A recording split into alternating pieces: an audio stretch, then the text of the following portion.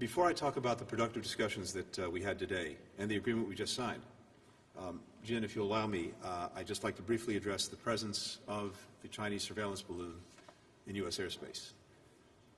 I spoke this morning with Director of the CCP Central Foreign Affairs Office, Wang Yi, to convey that in light of China's unacceptable action, I am postponing my planned travel this weekend to China. As you know, President Biden and President Xi agreed during their meetings in Bali in November that I would travel to Beijing to follow up on their discussions. We've been working across the U.S. government to prepare for a substantive set of discussions on issues that matter to the American people and to people around the world. And we've been engaging for some time with our counterparts in Beijing to prepare for these meetings. Yesterday, the Department of Defense announced that we had detected and were tracking a high-altitude surveillance balloon that remains over the continental United States. We continue to track and monitor the balloon closely. We're confident this is a Chinese surveillance balloon. Once we detected the balloon, the U.S. government acted immediately to protect against the collection of sensitive information. We communicated with the PRC government directly through multiple channels about this issue.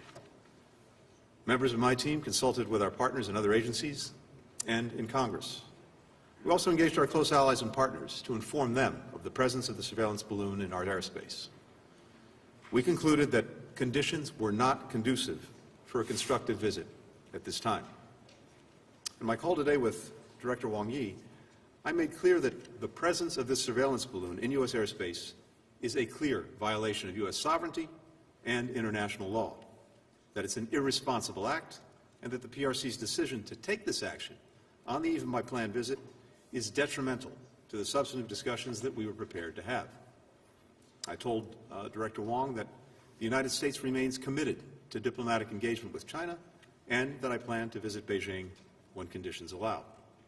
In the meantime, the United States will continue to maintain open lines of communication with China, including to address this ongoing incident. Indeed, that's why we need direct and regular communications in the first place, and that's why it's critical that such lines remain open at all times to help avoid miscalculation and conflict. One final but important note. The world expects the United States and China to manage our relationship responsibly. And indeed, addressing many of today's global challenges, challenges that affect the lives of our people and people around the world, demands that we find a way to work together as well. The United States will continue to act in a way that reflects that responsibility. We look to our PRC counterparts to do the same.